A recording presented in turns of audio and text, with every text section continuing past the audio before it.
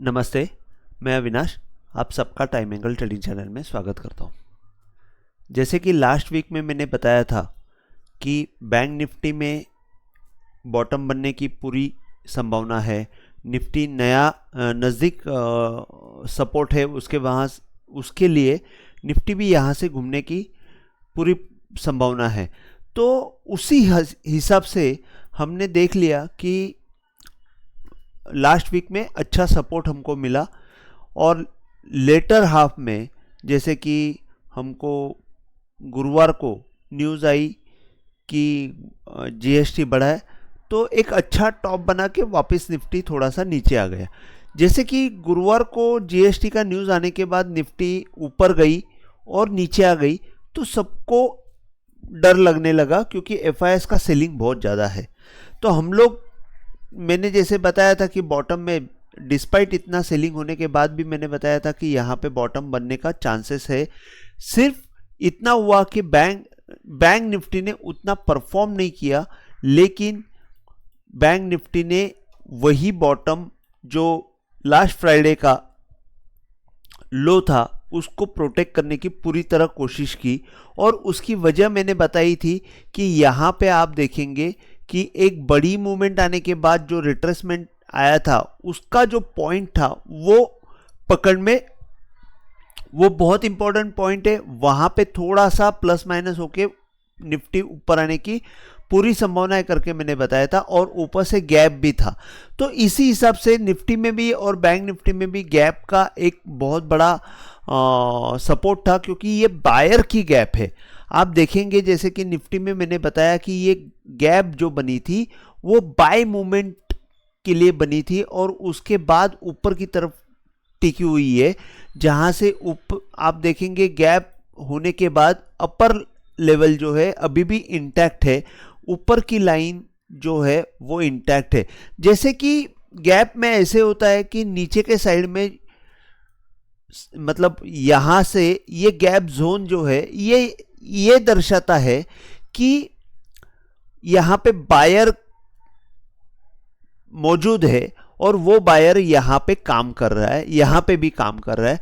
तो जब तक नीचे के लेवल के नीचे, जैसे कि मैंने आपको बताया था कि 24,100 के नीचे अगर बंद होती है निफ्टी और उसके नीचे अगर ट्रेड करने लगी तो हमको फिर थोड़ी सी तकलीफ हो जाएगी और 23,800 तक की मूवमेंट आ जाएगी, ये मैंने आपको बताया था।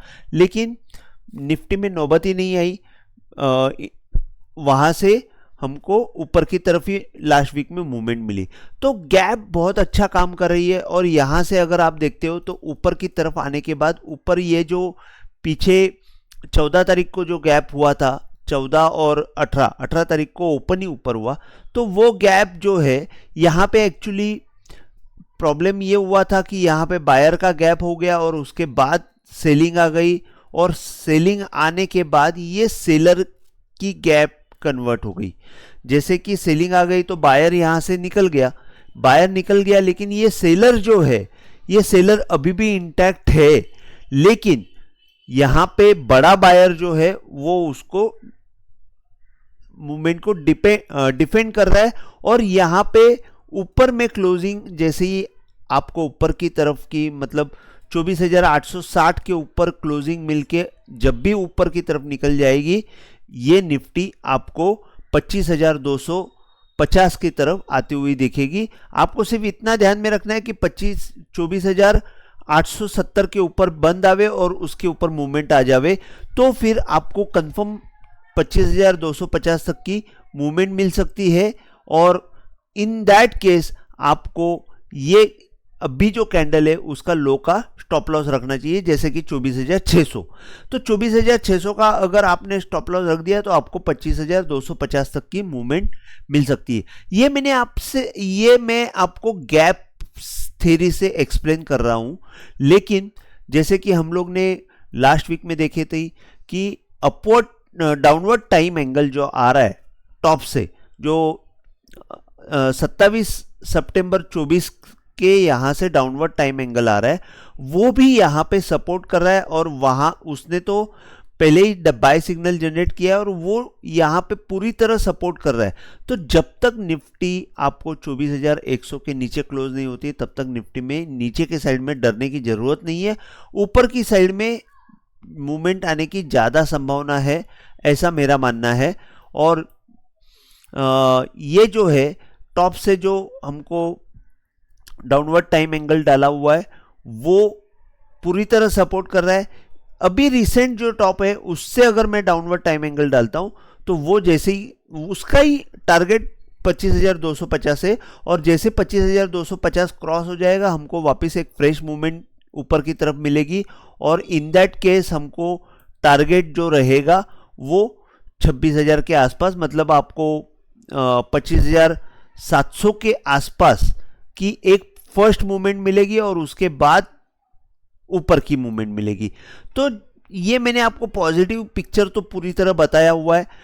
नीचे से अगर हम लोग देखते हैं, मैं थोड़ा सा गैन फैन भी डाल देता हूं क्योंकि हर बार मेरी प्रैक्टिस है कि गैन फैन और टाइम एंगल ये दोनों से मैं आपको एक्सप्लेन करता हूं। तो टॉप से अगर हम लोग गैन फैन डालते हैं तो फर्स्ट टारगेट आपको 25,300 के आसपास दिख रहा है, और सेकेंड टारगेट जो है वो 25,630 650 है। जैसे कि ये रिसेंट हाई जो बना था वो जैसे ही क्रॉस हो जाएगा हमको ऊपर की तरफ की मूवमेंट मिलेगी, और नीचे की तरफ आपको सपोर्ट ये सेम आपको 24,400 340 ये जोन मिलेगा, क्योंकि वही टाइम एंगल को एडजस्ट करके मैंने डाउनवर्ड फैन डाला हुआ है और वो 1 बाय 1 को ही एडजस्ट किया हुआ है। अगर यही फैन अगर मैं अपवर्ड टाइम एंगल को एडजस्ट करता हूं, जैसे कि रिसेंट बॉटम जो हुआ था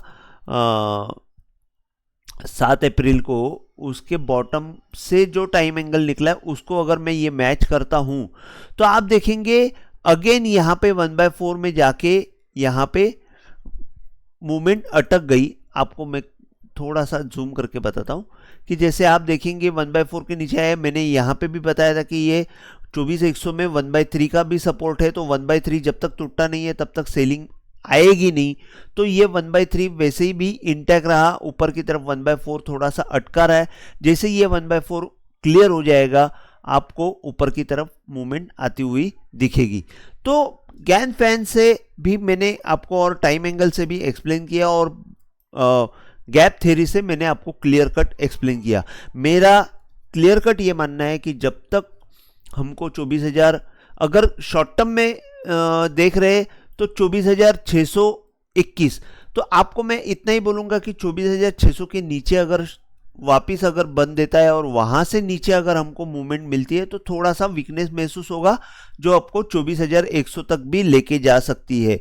और 24,100 के नीचे अगर क्लोज देगी तो फिर हमको निफ्टी में दिक्कत महसूस होगी और नीचे की तरफ हमको टारगेट्स ओपन हो जाएंगे। फर्स्ट टारगेट 23,800 रहेगा और फिर आगे हमको देखना पड़ेगा कि उस हिसाब से सोचेंगे।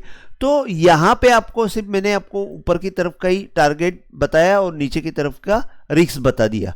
निफ्टी में मैंने आपको क्लियर कट बता दिया। अभी आपको बैंक निफ्टी में क्या हो रहा है वो बता देता हूं। जैसे कि बैंक निफ्टी में मैंने बताया था कि कंटिन्यूस सेलिंग यहां पे जोर से आने के बाद यहां पे यही पॉइंट जो अच्छी मूवमेंट यहां से आई थी, वहां से अगर हम लोग देखते हैं तो रिट्रेसमेंट का जो पॉइंट है वहां पे ही बैंक निफ्टी रुक गई।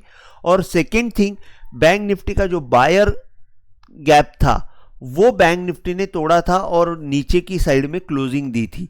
तो बैंक निफ्टी में थोड़ा सा वीकनेस था, लेकिन जैसे कि ये इन्वर्टेड हैमर बना हुआ है, तो इन्वर्टेड हैमर जो है वो अभी भी सपोर्ट देने का काम कर रहा है। और ये गैप का जैसे ही अपर जोन है, जैसे 24,550 के ऊपर जैसे ही बंद आएगा बैंक निफ्टी में आपको ऊपर का टारगेट मिल जाएगा यहां तक का 55,455। सॉरी, मैंने 24,000 बोला, मैं आपको वापस मिस्टेक किया।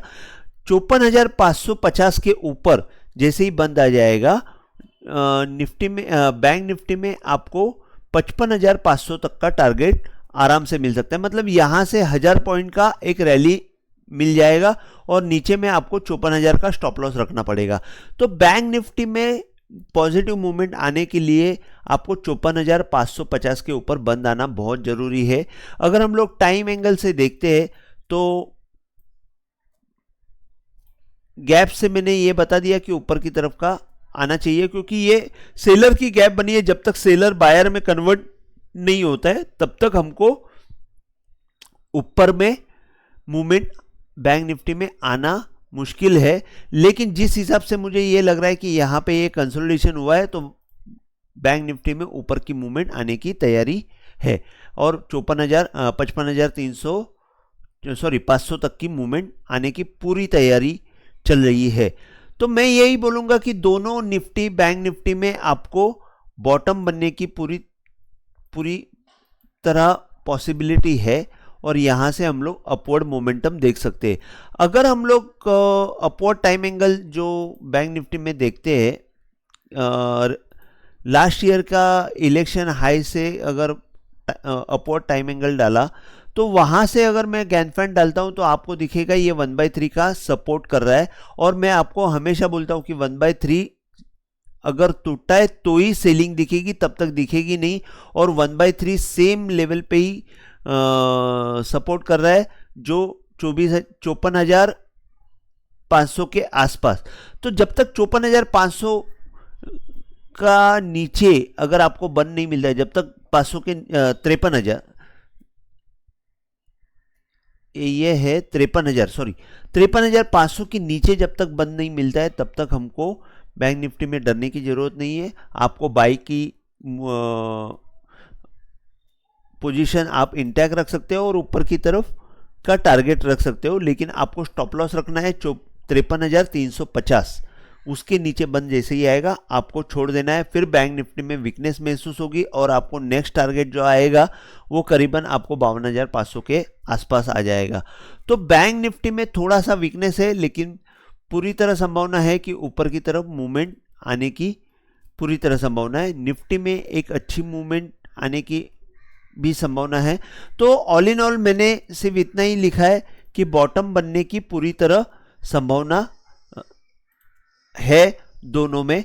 तो मैंने आपको दोनों तरह एक्सप्लेन किया। अगर आपको वीडियो पसंद आया हो तो प्लीज़ आप शेयर कीजिए, लाइक कीजिए और सब्सक्राइब कीजिए। जय हिंद, थैंक यू।